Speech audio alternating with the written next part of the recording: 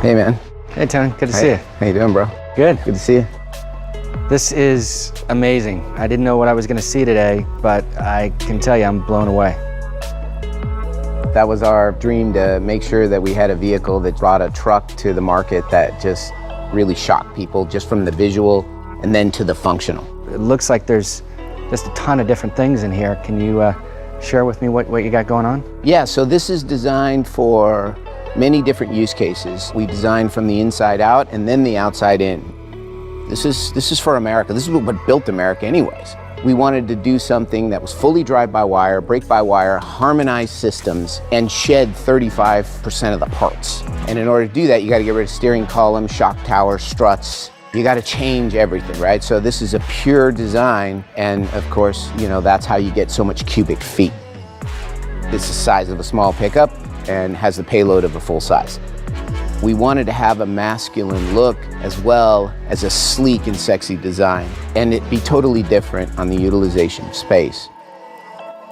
And as you know, I come out of the aftermarket on the software side and worked for every OEM. So I wanted to be a part of a design structure that was designed not only for the first owner, but for the second and the third owner. People want a return on capital. And in order to do that, you have to have a lot of modularity. And so I can do things like have a workbench. And it's an aircraft cargo style. So, you know, it's interlocking and accessorizing. And I can make this for my use case. You know, this is very functional structure. At the same time, maybe I want to put a camper shell on this and have access through the cabin to the cargo area. And of course, it has a full roll down window. I see so many different unique consumer use cases in this vehicle, and you know, most of the time what I've seen in vehicles, they've built one thing, one size fits all. This seems like there's so many different types of business people or working people or consumers that could adapt what I see here to their own lives. Let me show you one use case that I think is pretty powerful. Let's say I'm a catastrophe insurance adjuster, or I'm a plumber or an electrician or whatever. My tools can go in here and my batteries are charging automatically because this is a power plant, right? And so I got the ability to have a workbench here. Or if I'm front gating at my favorite event, I've got a bar here. You know, I've got power plant here as well. So I have plugs, USB, mini USB, whatever you want. These are all accessorizable. So again, taking that concept about, you know, let's build something that people can personalize rather than we're building it to industrialize. So you can have workers with a table saw over here, and you could do that all day long and you wouldn't hit 10% of the battery life. That's amazing. Looks like I can rack up all my gear inside of there and I don't have to take it out at the end of every day. I can just, it's charging and... That's 28 minutes a day. And so what we wanted to do is give that time back to the company and to the people. So that's just one example of a use case. Another one is the way you can ingress and egress out of the vehicle, which is really important. Can I grab a seat? Yeah, please sit in it.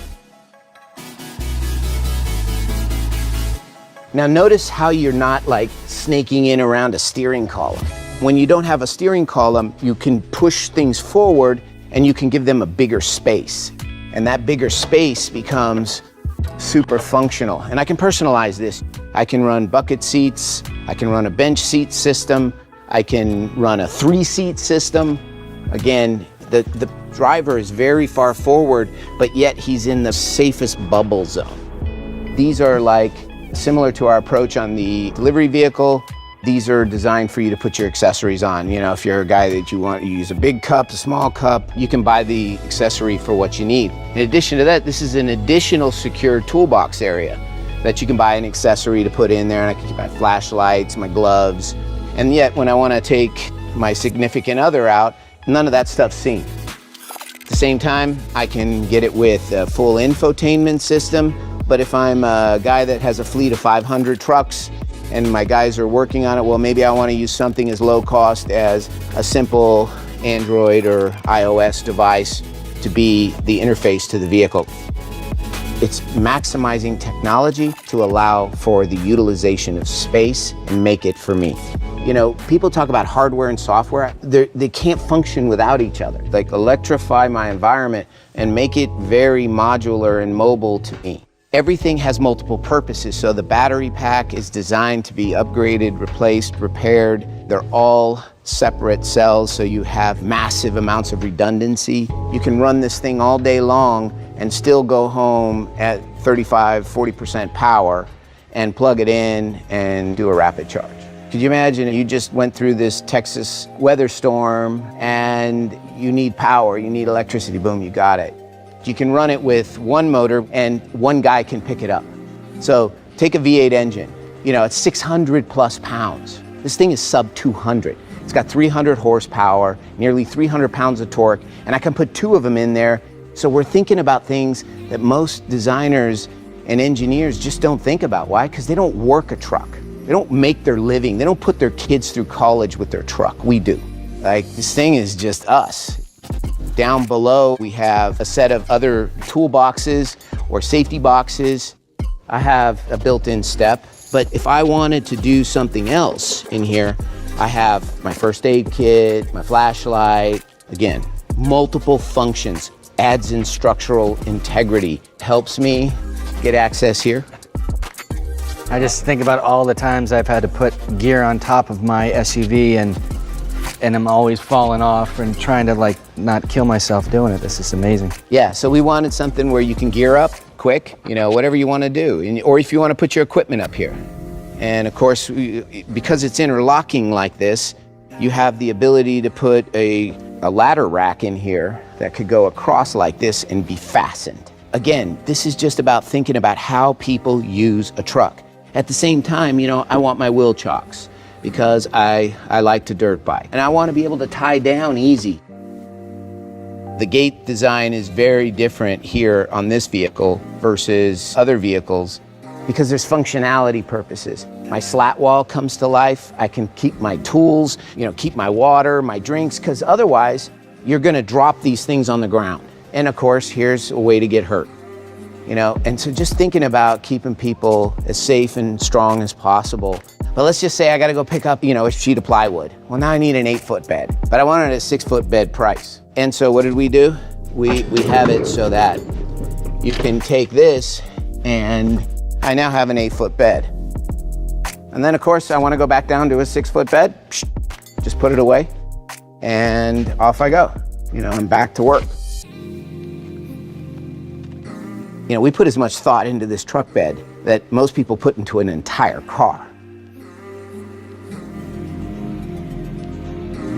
We want to be clear, when the working person sees this, they go, I can have a better quality of life with this vehicle and I can get a return on capital. And every one of these areas is a space to create a return on capital, which is why we spend so much money to develop the most intelligent bed. And so what we want to do is be able to give you access to the data platform. I'm selling it to you, and I said, hey, look, take a look at the data. You pull down the data, it auto-calculates the wear and tear on everything, and it tells you here's what you need to do if you want to get another 200,000 or 300,000 miles. And that dictates what you should pay. Because we should be able, with technology, right? We should be able to price it to the exact miles driven and the way those miles were driven. At the same time, let's say I work it and I damage this. This is easy to replace. It's easy to repair.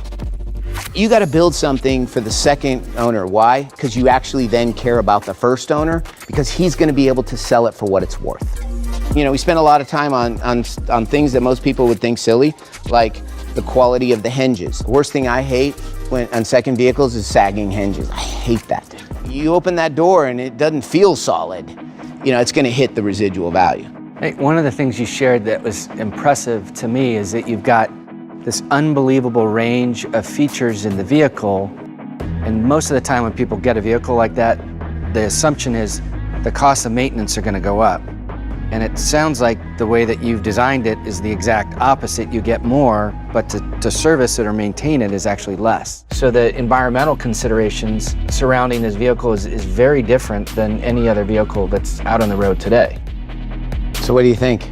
It's amazing. I really appreciate the opportunity to come in. This is a fantastic vehicle, and I really think it's going to transform the experience for everybody. And I can tell you that I want one, and my wife will want one, my kids will want one, so thank you.